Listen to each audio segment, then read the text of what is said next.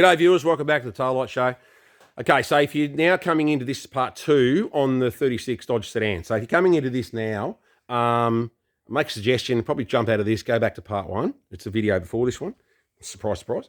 Because I'm going to go through the family history of this, and I'm going to talk about a few things that I've sort of touched on in part 1, but it's not going to make sense if you don't watch part 1 first, if you know what I mean. So anyway, this car, yep, as I said, 36 Dodge sedan. This car was bought brand spanking new in 1936 by William Murray. Now, William Murray was a builder who worked in the northern suburbs of Melbourne. He was based in Preston, David Street, Preston. Actually, if we go over here into Walsh Shed, there's one of the signs he used to hang up on the front of his properties, like on the front fence or on the front of the property when he was building them, you know, for material deliveries and stuff. So there you go, William Hamilton Murray, builder, David Street, Preston. So William Murray, or as everybody effectively called Pa, and that's why Wal is called Pa by his grandkids. It was Wal's grandfather. Makes him my great-grandfather.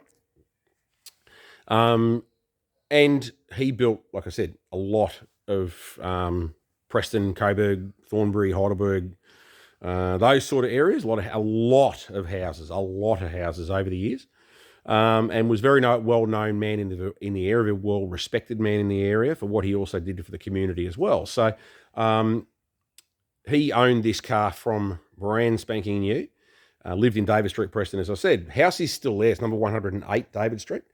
House is essentially unchanged. It's been maintained and, you know, restoration work and whatever else, but it hasn't been updated or modified or modernised or knocked over or, you know, subdivided in the back. The property actually goes through to the street at the back as well. A huge block in David Street. We're worth a fortune these days.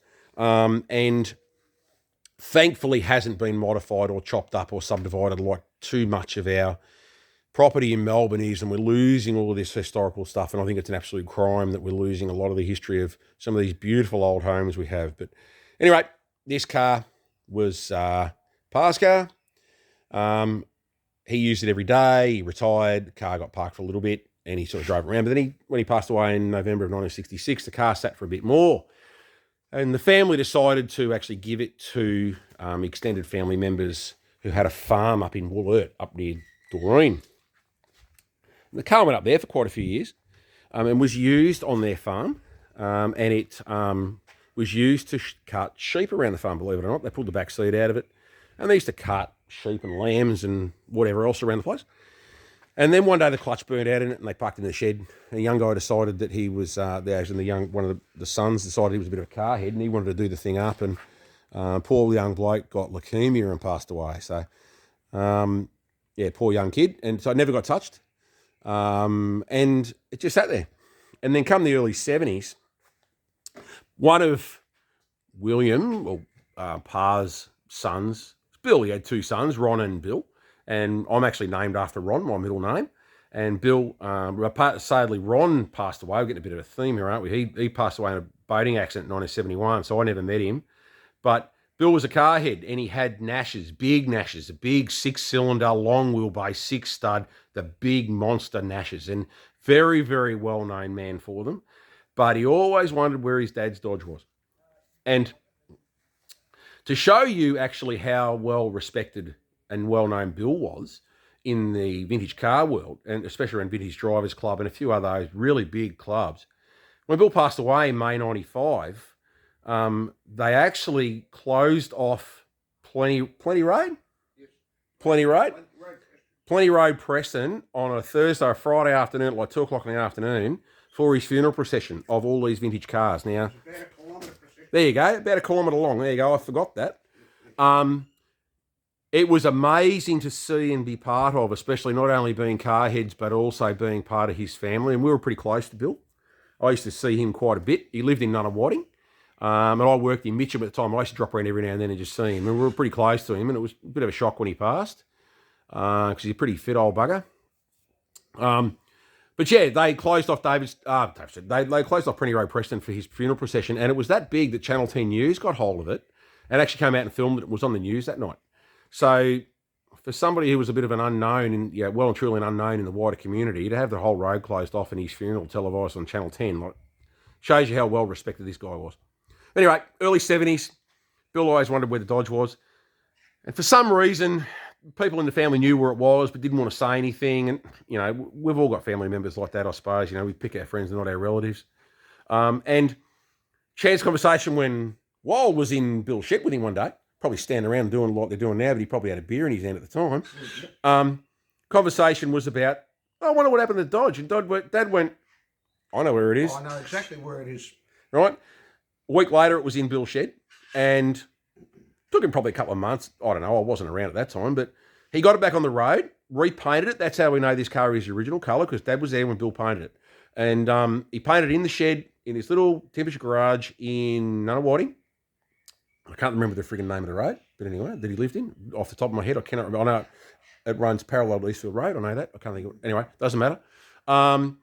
Anyway, he painted this car in his shed. So that paint is over 50-year-old on that car, and it's a bit dusty now, but it comes up all right with a bit of work, with a bit of when you run a wheel over it and whatever. And it's as hard as hobnail boots, so you've got to belt the hell out of it to try and get it to polish up. But anyway, Bill got on the road, and Bill was a very, very good motor mechanic. As I said, world's worst auto electrician though. And he worked in Box Hill. And this car was extremely well known in the 70s, 80s, around that time, in the Mitcham, Nunawading, Box Hill, Blackburn sort of area, Forest Hill, those areas. Very, very well. I've actually bumped into people in the last 6 or 8 years that I've realised I've got an association with that car and said, I knew Bill, I remember that car. Actually, one guy came up to me at Phillip Island Raceway one day and said, that car looks exactly like Bill Murray's car was. I said, well, surprise, surprise. Anyway, Bill passed in 1995. This car had been with us for a couple of years in the very early 90s. I did a wedding and a dead ball and a few other bits and pieces with it. And Dad did a bit of work on it for Bill and just sort of a bit of maintenance and work on it here and there.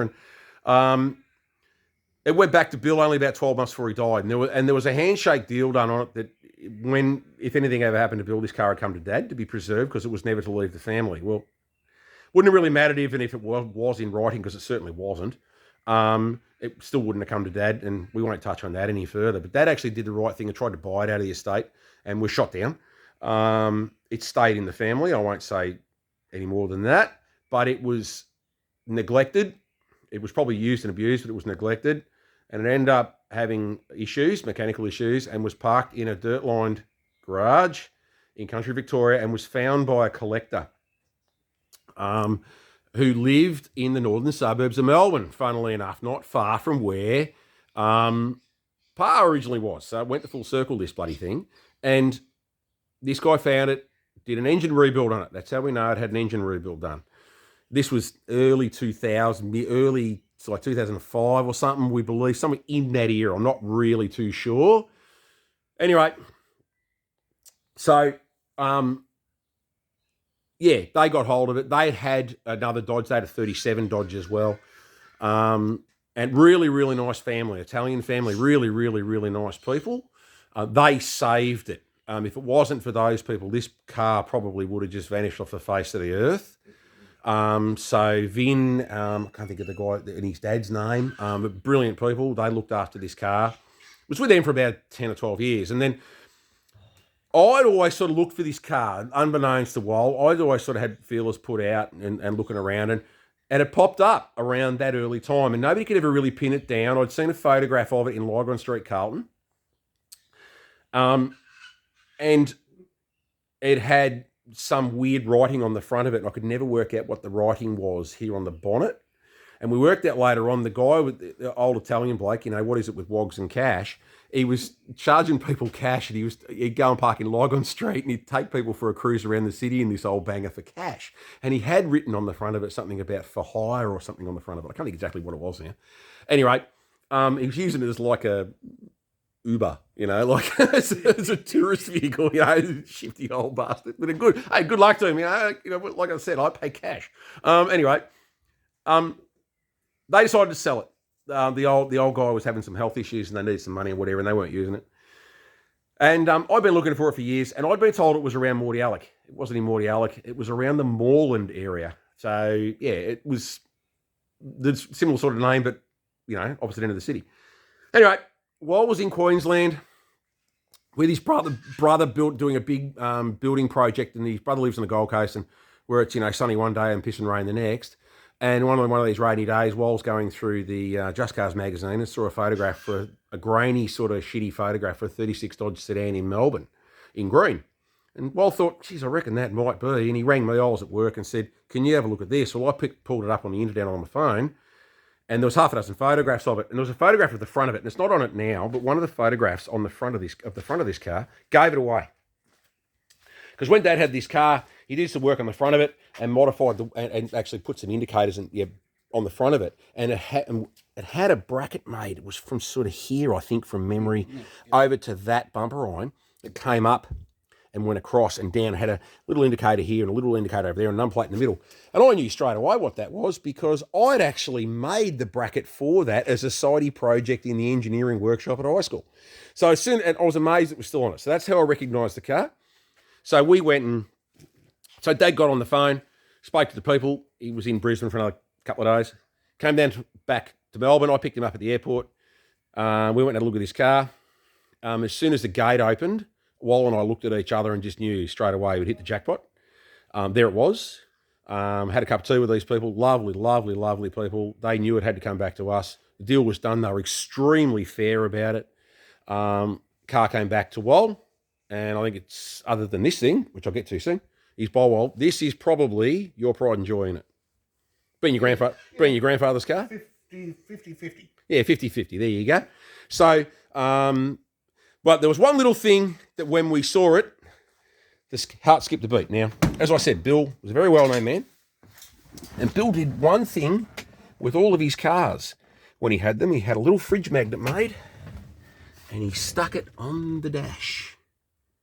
When that focuses, come on, focus for me. Focus. There you go. Murray Motors. Bill's nickname in the vintage car world was Black Iron Bill. That magnet had been on it ever since. The people, the family that had this car had never taken it off. As soon as we saw it, I mean, we knew it was the car anyway.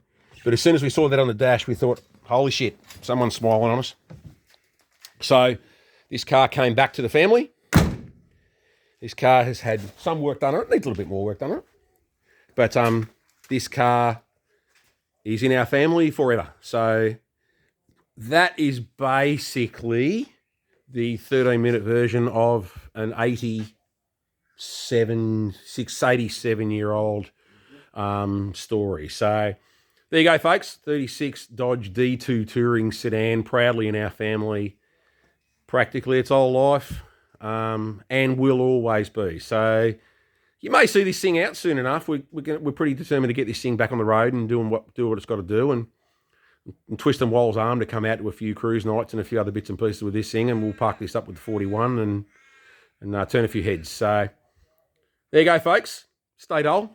And we'll kick on into some other cars as well if we've got a bit of time here before we lose the light. So there you go, folks. And he's doing all right.